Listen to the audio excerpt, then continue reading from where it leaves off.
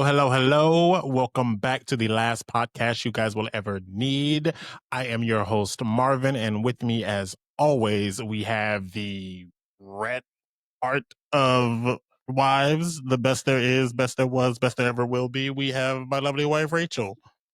Say hello to the people. Hello, people. Yeah, how you doing today? I'm doing good today. Doing good today. We got a good topic today. You know, we're going to be talking about mothers. Motherhood. Yes, mother. Thank you, Rachel. Roger would also like to talk about how amazing his mother is. As he heard, we're talking about mothers, and he has some stuff he would like to say, apparently. But of course, this episode is coming out after Mother's Day, but we still want to wish a happy Mother's Day to you all the mamas out there, mother figures, anybody that's a chosen mother and anything like that. So we just wanted to slow it down, get a little personal, and, you know, share the ways that our moms and the women who have kind of raised us, how they've shaped who we are, how we love, and how we show up in relationships. So to begin, we're going to get into like some mother's intuition type stuff. So do you think your mom has like a red flag radar or anything like that? 100%. 100%? 100%. That woman blocked every man I brought home until you. Called it with every single one. She was like, nope, don't like him. Did she like any of your exes? No. Wow.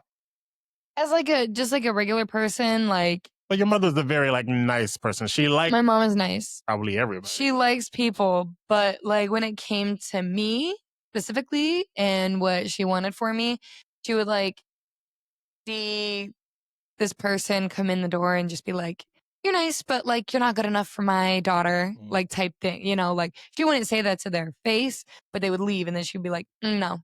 But then when like you left, she was like, her and my dad were like, that's going to be our son-in-law. Is that like your first impression that they got of me? Like, yeah, like they gave? Immediately they were like, you and I left. And then after like you and I spent that time together when you came in town, and I met with my parents again, they were like, we love him. They're like, we love him. That's our son-in-law. We are going to schedule the wedding. Like you guys are getting married. And like at that point, we'd only met for like a month. Yep. My mother and my father never did that with anybody I ever brought home. No, none, not to one man that I brought home did they do that with. So it was eye-opening.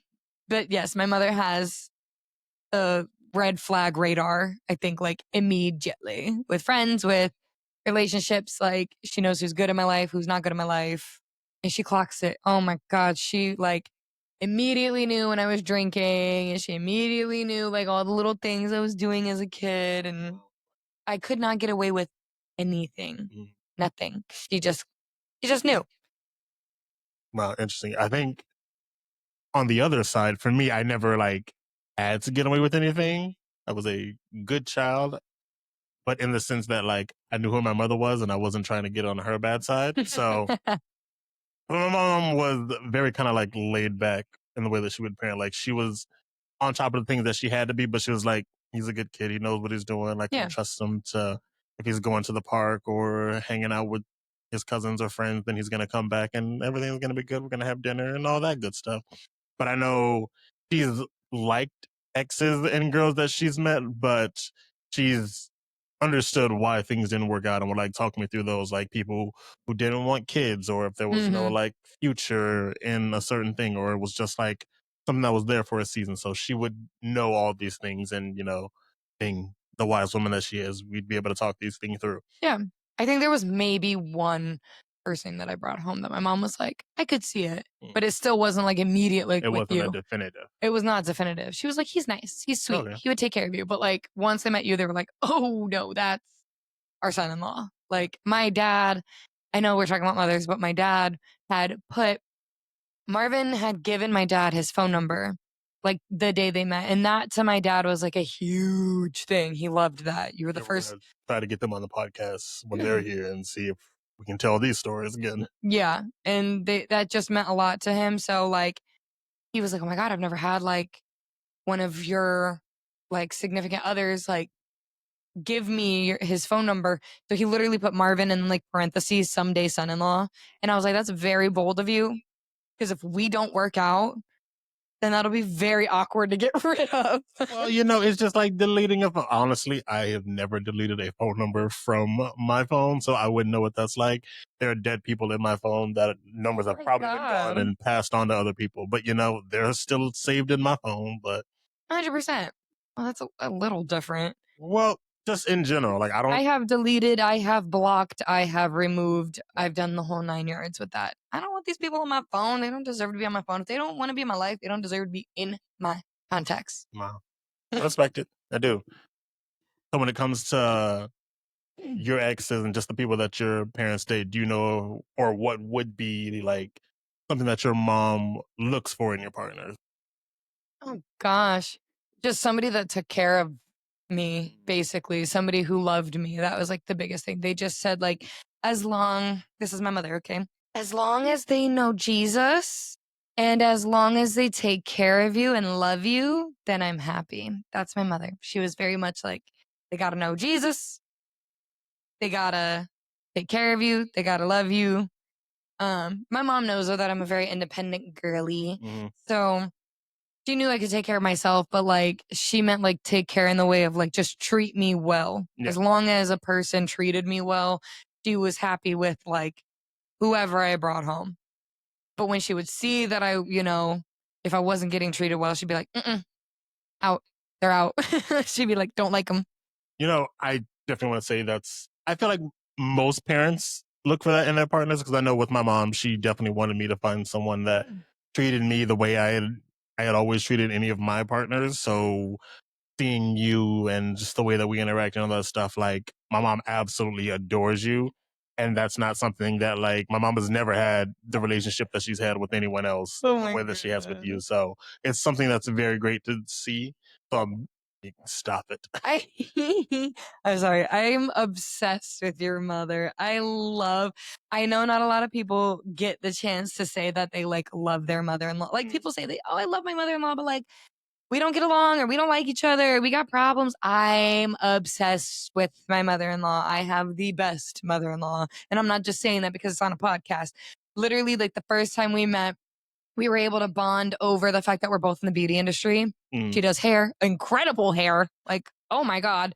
And then with me doing nails, like I automatically had an opening with her and like already a common ground of like, we get it. We're pink collar girlies in this industry. Collar girlies. Pink collar Is that what girlies. it's called? Yeah, we call us pink collar. Love it. So we're pink collar girlies, just doing pink collar things. And so it was already nice to have that little like icebreaker.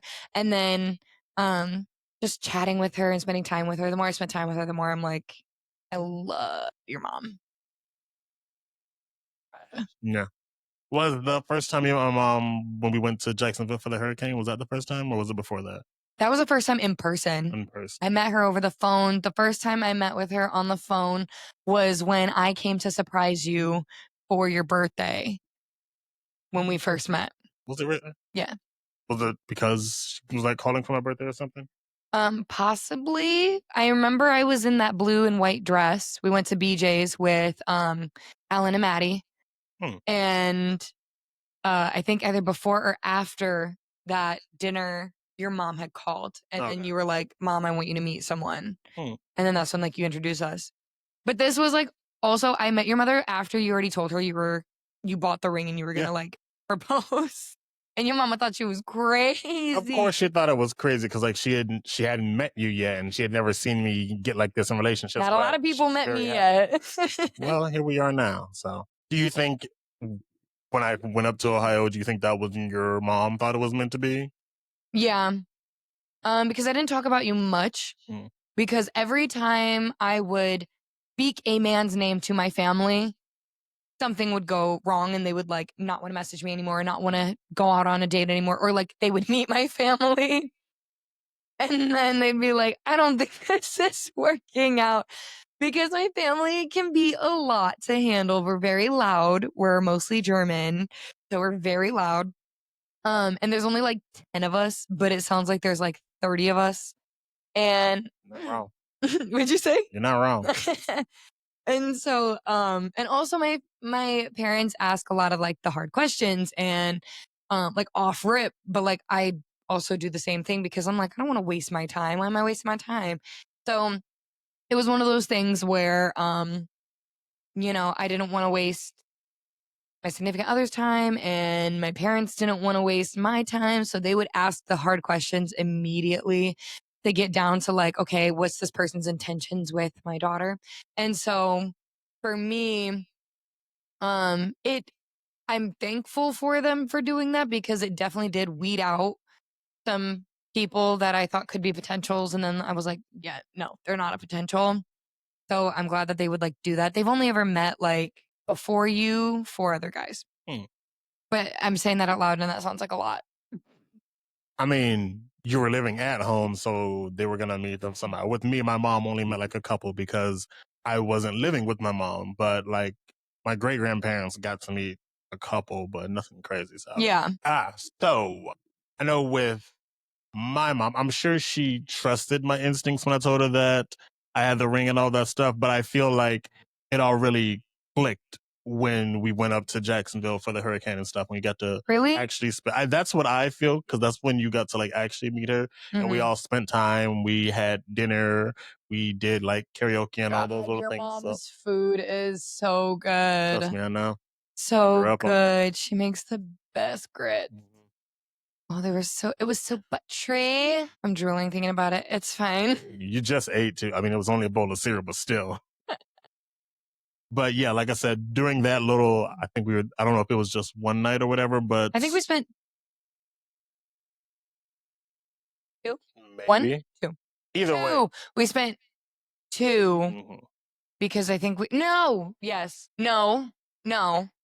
It was either one or two. Okay, I'm like, either way, it doesn't matter. This is what it's like being married to Rachel, guys. She's got to get the details correct. She's going to go back and forth for a couple minutes. It will drive me insane. I have to know the details. It's fine. But no, like I said, during that little trip, that's where you actually got to spend time and see what the relationship was like. The relationship was like between us, and Yeah. then actually being able to build your own relationship with her. So that's where I feel like it all like really clicked.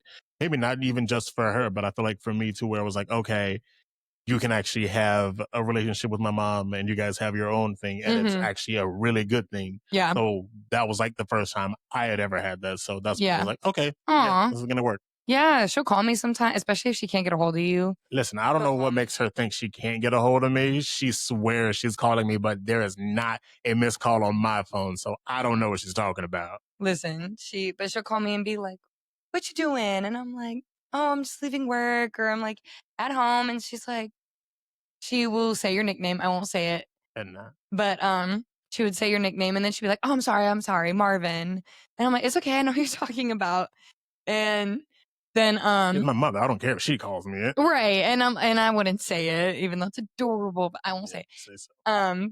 But she would like be like, Where's Marvin at? And I'm like, oh, he's just at home. And she's like, oh, okay, okay.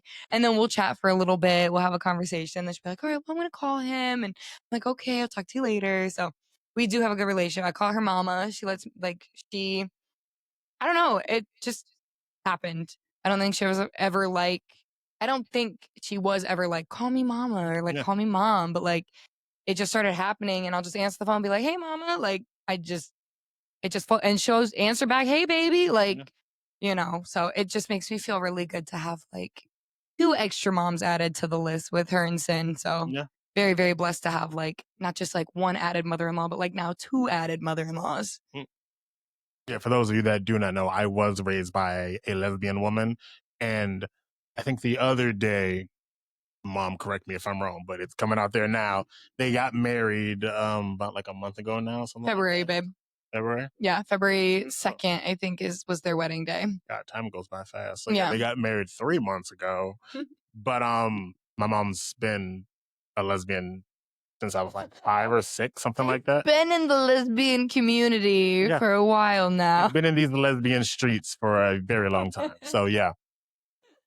But yeah, being raised by a lesbian was great. I'm sure I have something lined up in here where we'll all get to it. But we're gonna talk about like what really shaped us when it comes to our moms. So the things that our moms did maybe didn't even realize they were teaching us. So what's a moment from childhood where you now realize that your mom really came through for you? Where didn't she?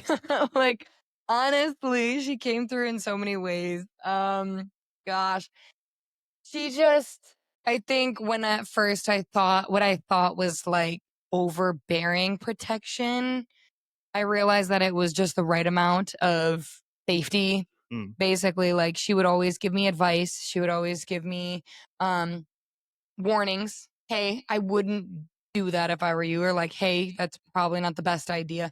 So, I think always throughout my life, she kind of would give me signs and warnings and tips and tricks. And then, like, when I got older, what I thought was like overbearing, I realized it was like, no, like, she really did like try to protect me from a lot, and she succeeded in a lot. So, I just think in general, being a child and having my mom be like, no, don't do that, that hurts.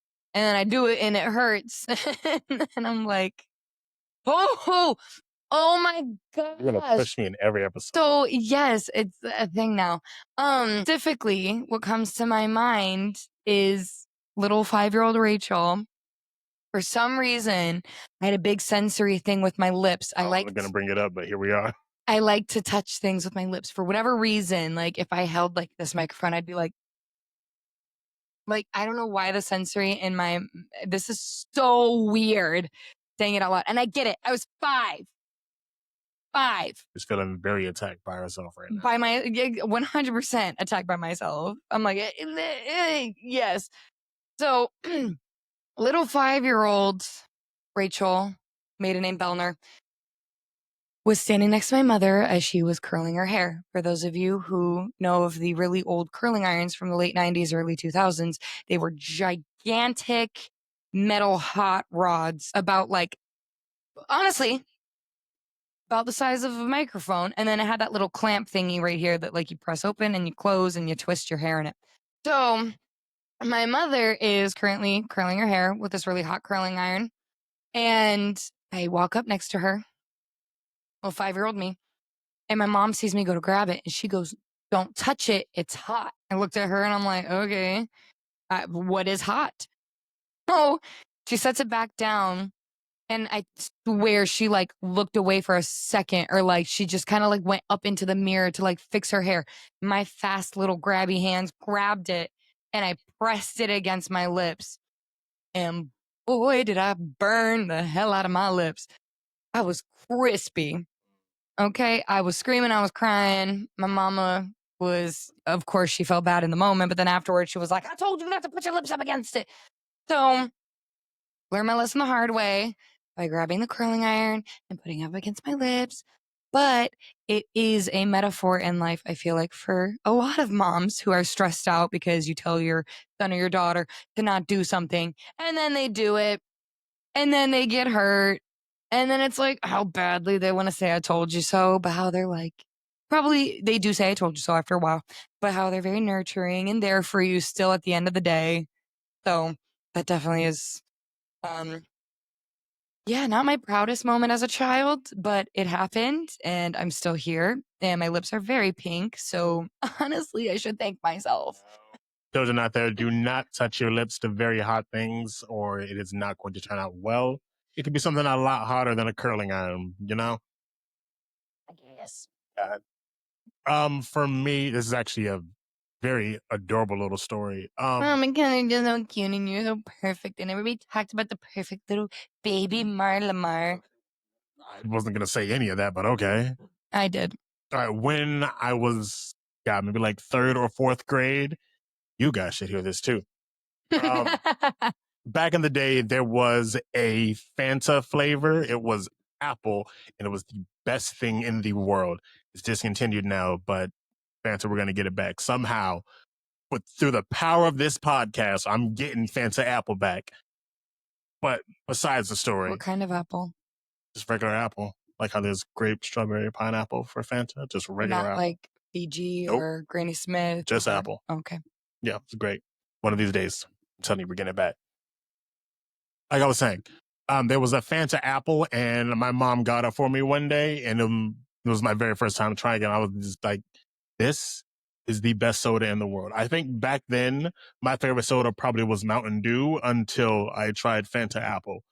So after she let me try it for the first time, and I want to say the next night, I went into my mom's room and I was like, "Hey, could you get me another one of those Fanta apples? I really liked it." And she reaches into her purse and hands me a Fanta apple. And I was like, Mary Poppins. just like Mary Poppins. And I think that was probably one of like my earliest memories of like appreciation, because it's the fact that like I don't know if she anticipated that I really liked it and would like another one, or if she had gotten this for herself and she was like, "Oh, he wants it, so I will give it to him." But either way, that meant the world to me, and I have not forgotten that. I guarantee you, she's gonna hear this back and she'll be like, "I don't know what you're talking about. I didn't know there was a Fanta apple," but it means the world to me. So, like I was saying, Fanta Apple for me, my mom, and everyone else out there who experienced Fanta Apple and then had it get discontinued. We're bringing it back. Let us know how many likes, views, comments, whatever it'll take, but we need it back, okay? Oh, you and your 10 people who liked it. Promise you. There was a reason it was discontinued. I bet there wasn't. I bet good things get discontinued all the time. You want to know Fair. how I know? I work at Trader Joe's and we get rid of stuff all the time. People talk about it all the day long. Oh, the day All the long. ding dong day Oh, long. the dem dare done dems days longs. Yes. Every time I'm like, "I am so sorry to tell you this has been discontinued." They're like, "Why does this always happen?" I'm like, "I don't make the rules." But when it comes to Fanta Apple, I now make the rules. So we're getting it back. God. What was or what is a compliment that you've never given your mom that you now should? I always compliment my mother. Oh, really? Always. A compliment that I wish I could give my mom Or just that you should have given your mom? that I should have given my mom. I don't know. I hype my mother up. I hype Mama B up maybe a little too much. Maybe it's gotten to her head a little bit too much. But I'm also very, very close with my mom. So like anytime we talk, I always am like calling her beautiful, calling her sweet, calling her kind, compassionate, caring, loving. I always like, cause like, sometimes I feel like moms, regardless, are going to blame themselves for literally anything that their child goes through. And so I always just like tell my mom to give herself like grace or give herself more love or like give herself more forgiveness because like I told my mom all the time, I'm like, and I will tell her to this day, I'm like, you're doing your best and that is good enough. And, I always want my mom to know that like, she did all she could to raise her kids. And like, for me, it's like, I'm very blessed to have the mom that I have. And I know I'm very blessed to have the mom that I have. And so I always try to reassure her in that and let her know that that is very important to me. So then that way she doesn't beat herself so much over the things that like me and my siblings do to like mess up sometimes. Like we're very flawed. And like even when it comes to like my health issues, my mom blames herself for my health issues. And I'm like, Mama, stop. Like you didn't specifically do this to me. Like, She specifically picked out her health issues when they were putting you together in her womb. It was like, give her all of these. yeah, so I feel bad because like sometimes she'll even like I'll literally tell her like, "Oh yeah, I had a bad health day. I passed out." And she'll be like, "I'm sorry." And I'm like, "Why are you apologizing?" Yeah. Like, "Mommy, don't." I'll always be like, "Mom, like, please." Mm-mm. So, always just reassuring her that she is good enough and she is doing good and that she's trying her best. Just a girl. Yeah, I think you have a wonderful mom. Yeah. Like you were saying how you have a great relationship with my mom. I have a great relationship with your mom, and I really do enjoy having your mom as my mother-in-law. I couldn't ask for a better one. So I really do enjoy, being part of the family and getting to talk with her. Like the woman unintentionally funny. So Oh my it's god, just great. she's like the most unintentional funny person ever. Like she could honestly be a comedic if she just like put in that effort. But I know her nerves, she would not be able to do it. She is so funny. She will roast you without even realizing that she has just roasted you. No, she is the best. And I feel like everybody's gonna believe that this podcast is so scripted or fake because we're both like, oh my gosh, our mother-in-laws are so amazing and everything is just butterflies and unicorns. And it really is. I really wish that y'all could have the relationships that we have with our mother-in-laws. Because when I hear people who don't have these, I feel so sorry for them. Because it is Yeah. great to have a good relationship with your Yeah. Because in-laws. I want everybody to have a good relationship with their in-laws. And I find that very important because I told Marvin, my family is like a package deal because I have dated men in the past that I would tell them my family, my friends, they're a package deal. And they'll be like, well, I don't have to get along with your family. I don't have to get along with your friends. I don't have to like them. I said, yes, you do. Because those are the people that raised me, influenced me, and mentored me to where I'm at in my life. So if you don't like them, then you don't like me. So then we won't get along. So that's what I would always tell them. And if they didn't like that, they can go because I'm not listen, I did it once where I was choosing a man over friends and family, and I never did that again. And I apologize to everybody that I did that to because I lost a lot of friends in the process and well, I secured a lot of my friends back. Thank God. I have such great friends that came right back after all that. Cause yeah, one and done. I never did that again. I was like, because my peoples are too important to me for me to lose it over a stranger. For me, a compliment that I should have given my mom. I'm very happy for her being able to, live her truth as a lesbian woman. I know with families, that's never something that's easy. I don't know what it was like for her to come out because I was so young Yeah. and I could be wrong, but I don't think it was ever a conversation that she and I ever had. I remember my mom and dad being together. I have very little memory of it. And then I have lots of memories of my mom dating women, but it Hmm. was never a conversation where it's like, your dad and I aren't together and I date women now. But it was just something that was never out of the ordinary for me. I was honestly very oblivious to it. And I kind of grew up thinking, oh, everybody's mom doesn't also date women. But that's the beauty of, not being raised as a bigot. So I'll take it. Right. No, honestly. And that's really great that 'cause I find it very nice and very refreshing when you do hear of you're almost going to be 30 and your mom so young was able to come out years ago. It was less heard of then when she came out than it is even today. Today it's more common. Back then it was probably even harder. And so definitely I always commend her for doing that and being herself. Yeah. And I know you brought it up earlier with my mom's grits, but is there a dish that your mom makes that you try to recreate or that you want to be able to recreate? Her chicken noodle soup Chicken noodle soup. I don't think I've ever had your mom's chicken noodle soup. I've had your tastes grandmother's just chicken like noodle soup. mine. My mama's and mine taste pretty much darn near the same. Okay. Do you think hers is slightly better? Yeah. I think I season mine a little bit more Mm. because I really want especially when you're sick, I want everything cleared out. You're gonna be the whole time. But when I'm just making it to make it, I feel like it tastes very similar because I would watch her cook it and make it, and then I would smell it, and it would smell so good. Um, and so I had asked her before I had moved, I was like, "Oh, how do you make your soup?" And she was like, "Rachel, it's nothing special." She's like, "It's just this," and she showed me the recipe, and I was like, "Okay, cool." And so I started making it and trying to get it to taste like hers because it's so good. And it was one of those soups that every time you ate it, you just felt better. Emotionally and mentally and physically, you just felt better. And so um yeah, I loved her chicken noodle soup. The thing, if there's a absolutely do not, is when she makes cabbage because she is Polish AF. So whenever she makes the Polish stuff and cabbage is a big thing for Polish people. Um, it's not a great smell. Waking up on the holidays and you take a whiff and you want turkey and seasonings and all that and you sniff and it smells like a giant fart. Yeah, that is not a great moment for me in my holidays. But once she does start cooking everything else, then the house completes the smell and wraps it up in a bow.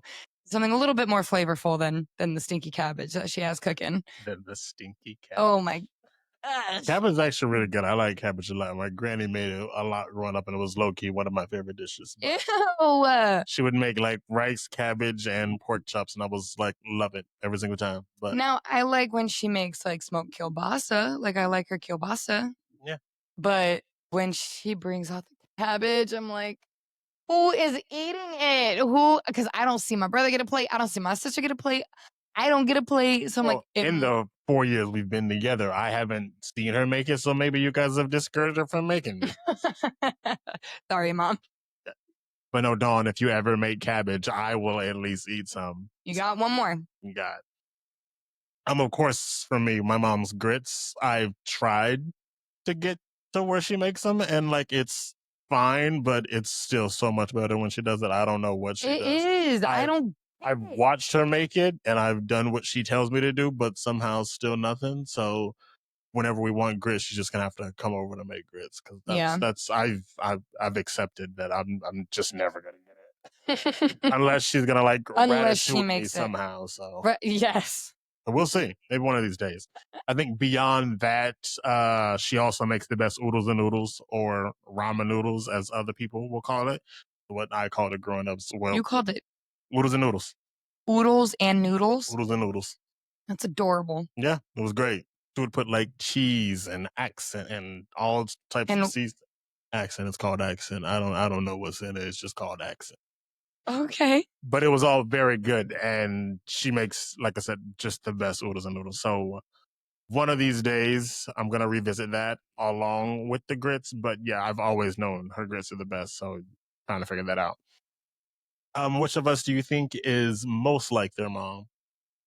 Oh gosh, me. Yeah, I was definitely gonna say you too.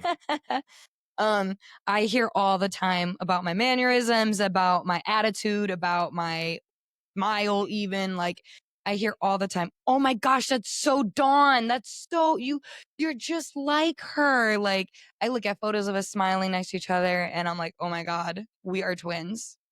Like just slap some red hair on her and we would be twins. My mom is like a dirty blonde.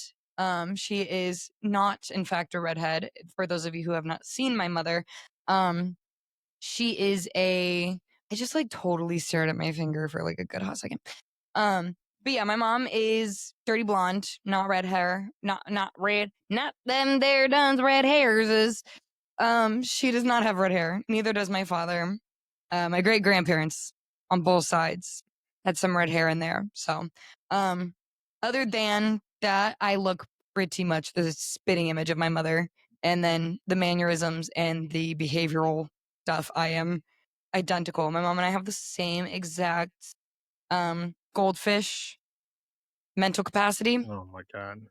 We'll forget things in like 0.2 seconds. Or we have to vocalize what we need to grab or what we need to do so that we don't forget it all the time. You know, you're not wrong. There are lots of things you'll do when I'm like, you're just like your mother.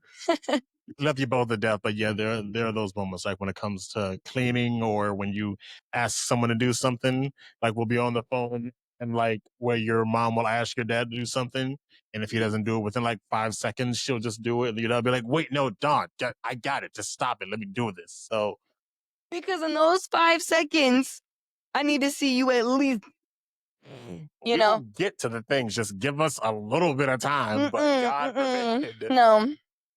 Because what I need, when I need it done, I need it done now.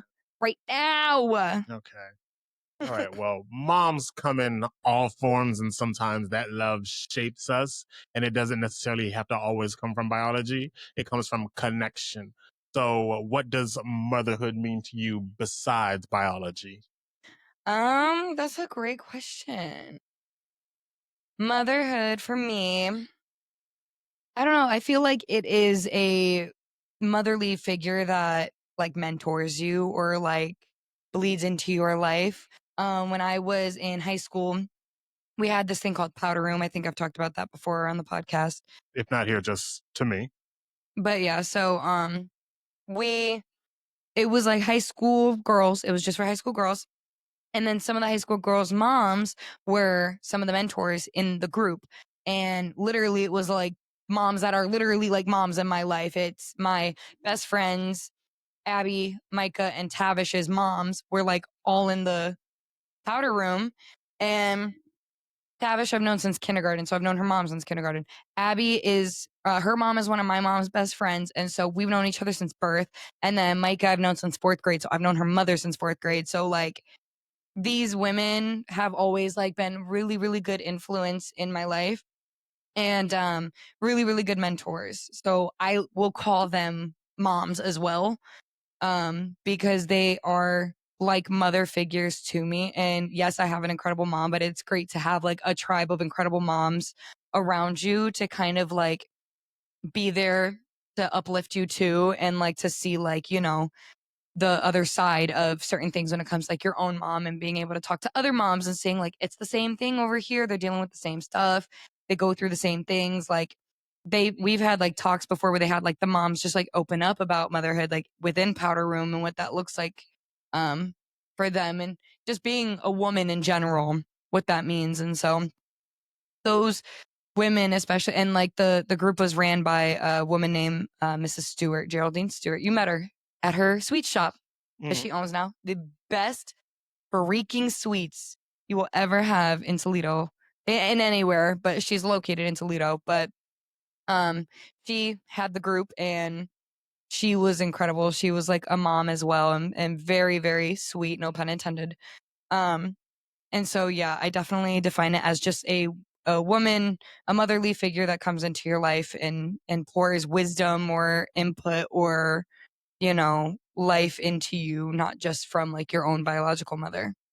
Yeah, I would definitely say I second that because I know my mom did a great job on her own, but beyond her, I have aunts and grandmothers and even just like older cousins who kind of like had their hand in Yeah. the way that I've grown up. And then even then, like some of my friends' moms who might be watching this or whatever, but like everyone who's gotten to have an impact on my life, I think they've all have been wonderful. And I probably wouldn't be the person that I am without all the women who have gotten to impact me.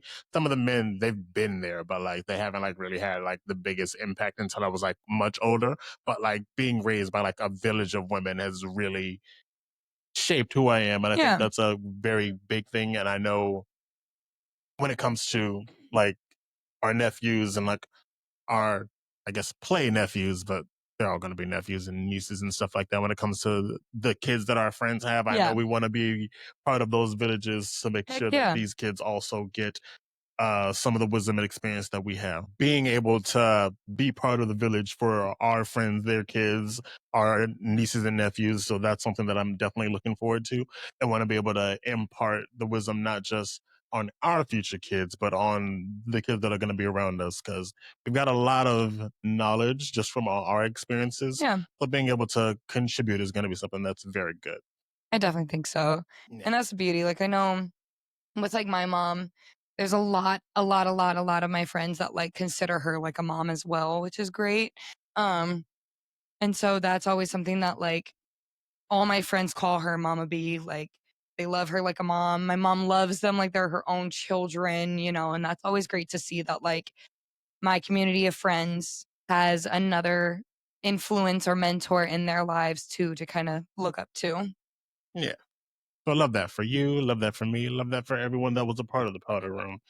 I know all these girls and they've got good head on their heads. So yeah, They got good heads on their heads, good head on their heads. good head on their I shoulders. stand by what I said. Um, what is one thing that you learned about love or identity from any of these chosen mother figures? I feel like I definitely learned what you deserve out of them. Um, you know, I've seen all these moms kind of go through their own relationships and like their own paths with that. And so like the common denominator that I've seen in all of them is that they know what they deserve and they stand by what they deserve. And so that to me was always very influential, just to know like, okay, they have a good head on their heads and that they, they're just very strong women. Like all of them, I would say, are pretty strong, independent women. Um, Not just my mom. My mom, very strong and independent. That's where I get my independence from. I swear, I think it's from my mom.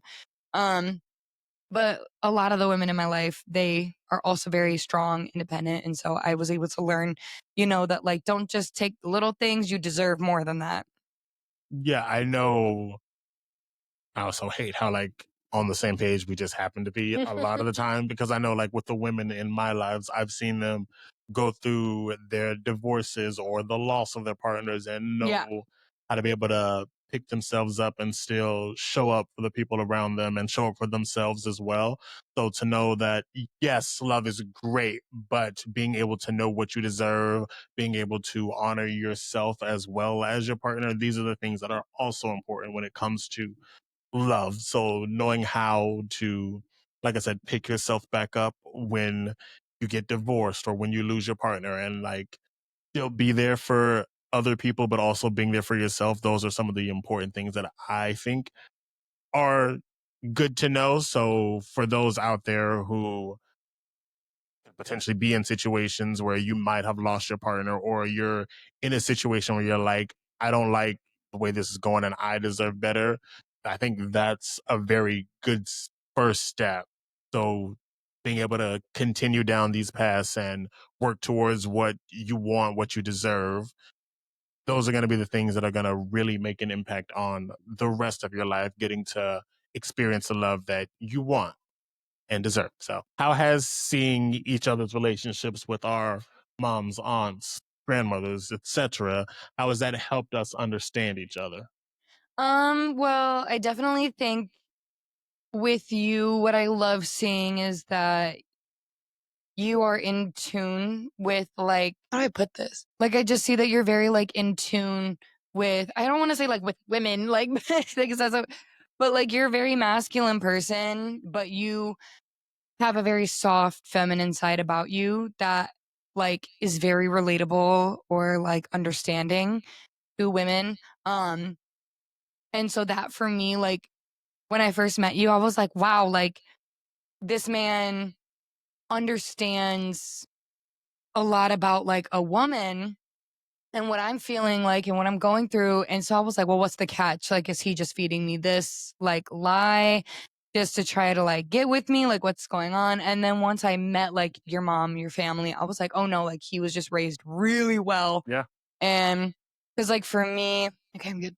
Because for me, like I was asking a lot of upfront hard questions to people I was dating towards like the end of my dating life because like I just wanted to weed people out so fast. Like if you didn't align with me on certain things, like I didn't want you then. And I think that when I met you, because a lot of the times the question that I would like ask a guy is like, okay, when it comes to children, what does that look like for you? And they're like, oh, well, I am going to get my woman pregnant and we're going to have babies. And I would seriously tell them like, well, I don't want to get pregnant. I don't see that for my life. I don't see myself getting pregnant. Um and I would always get hit with the like, well, no, I have to get you pregnant. Like almost the egotistical, prideful, like, well, no, I have to prove that I'm a man by like getting you pregnant. And for me, Crazy concept. yeah. So like for me, it was like always a turn off because it was like that for me, that's why I just on my Hinge profile, I put that don't go out with me if you want kids because at that point, I just thought every man thought like that. I swear, I thought that that was just a response that all men had. And so if I just then put on my profile that like I just don't want kids. So let me just find another man that just doesn't want to have kids. And um when you had liked my profile and then you had mentioned kids, I got nervous because I was like, oh, well, here we go. Like, I would like to have kids, but like, I don't want to have kids out of my own body. And when you responded with, well, it's not my body, it's not my choice. Oh my God, I wanted to marry you on the spot Oh my God. because I was like, no man has ever answered like that. No man has ever understood me like that. Like, that was something that I was like, wow, like he gets it. Like, and I am not the best candidate for carrying children anyways, But that is fine with me because I was just very scared to do it in general. I don't know why. I just never had the maternal instinct to want to carry a child, but I have wanted to be a mother. Um, so for me, when I heard you say that, I was like, oh my God.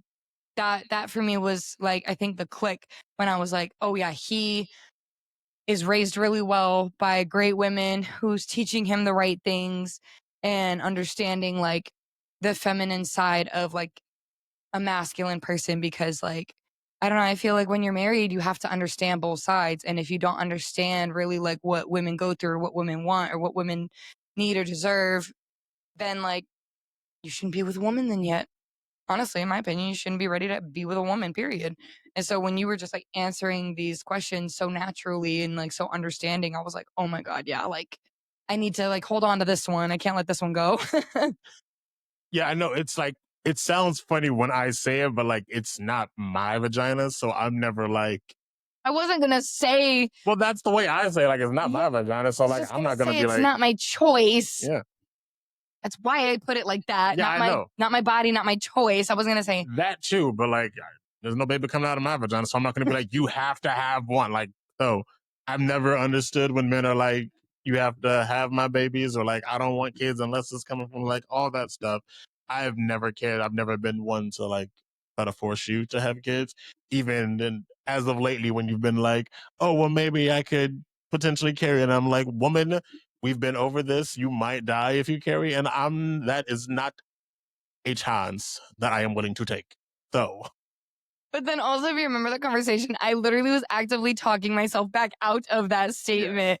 I was like, well, maybe we could save a lot of money. We wouldn't have to do a surrogate. And then I was like, but then I would have to carry and body changes and birth and labor and mhm. all the scary things that came with it. And I was literally like talking myself back out of it. And then I was like, I really don't want to do this. And he was like, Rachel, like you said you might do it, and then you just talked yourself out of talking yourself into trying to do it.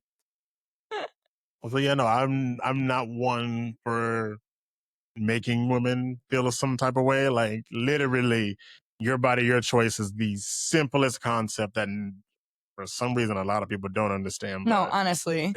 for me, I know seeing you and the women that are involved in your life, it's not really affected our relationship, but there's things where I'm like, oh, I get it, where it'll click. And like, I'll see you with like Micah's mom or Tavish's mom or Abby's mom. And I'm like, okay, I get how these people have impacted your life Mm-hmm. and where some things can come from. So I'm like, oh, it's just, okay, I get it. And I can see it. And I do really appreciate all the women in your life because they are all No, me too. wonderful women. So yeah. All right, we are getting close to being done here. So, for one last question, if your mom were listening right now, and she just might, because our moms do listen to this from time to time, what would you want her to know? No, no, Oh cry. my! I'm too sensitive. You go Oh, first. I gotta go first. Oh Yeah. God. I've been going first this whole time. You go first. Okay, fine. If my mom were listening right now, what would I want her to know? I've been seeing this conversation on Twitter with it being Mother's Day, where it's saying, would you choose your mom to be your mom again? And I absolutely would choose my mom to be my mom again. I know my childhood wasn't like the easiest with some of the choices that she had to make with us moving around a lot. And then me being raised by my great grandparents from like fifth grade on. But I know these were tough decisions that she had to make sure that I had the life that she wanted for me to have all the options and the choices in my life. And then just beyond that, the way that she raised me and instilled things in for me and showed up for me when she got the opportunities to, I wouldn't trade any of that stuff for the world. And like, now that I'm an adult, the conversations that I get to have with her and the experiences and stuff. So we'll just like talk and just laugh, and we'll make similar jokes and things like that. So that's where I'm like, I wouldn't trade this woman for the world. So yeah, mom, if I was given the option to, I would choose you every time. So love you. Adorable. It's hard to follow up. You wanted me to go first. Well, yeah, because mm, okay, if My mom, we're listening right now. Hi, Mom. What would you want her to know? I would want her to know that you're trying your best and that is good enough.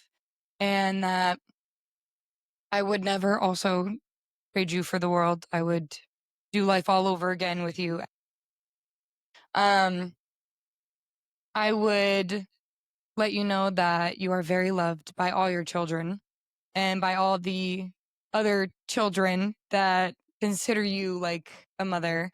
Um, we all love and appreciate your influence, your mentorship, your unconditional love, um, how you pour into everyone every day, um, even when you don't realize that you're doing it. And I want you to know that we both care and cherish you deeply. And I always will love you.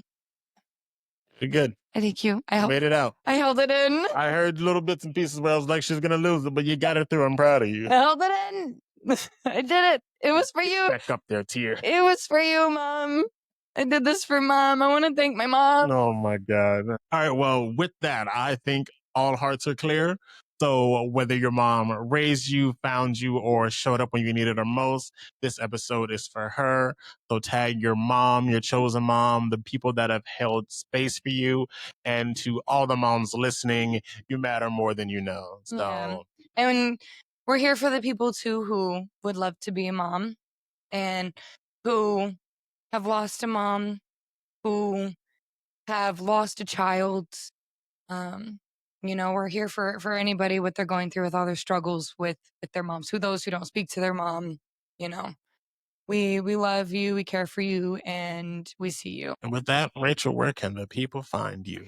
People can find me on Instagram at, oh my God, I'm getting so good at this. But people can find me on Instagram at rosegold_Ray. That's RAE. And then, oh, I can do it in sign language. RAE. And then you can find my nail page. It's Nails by Rachel W. That's RACHAAEL. Wow. I'm getting it right. And then you can find me on TikTok, and it's just at rosegoldray, no underscore. All right, guys, you can find me on Instagram at Marvin_Martian10.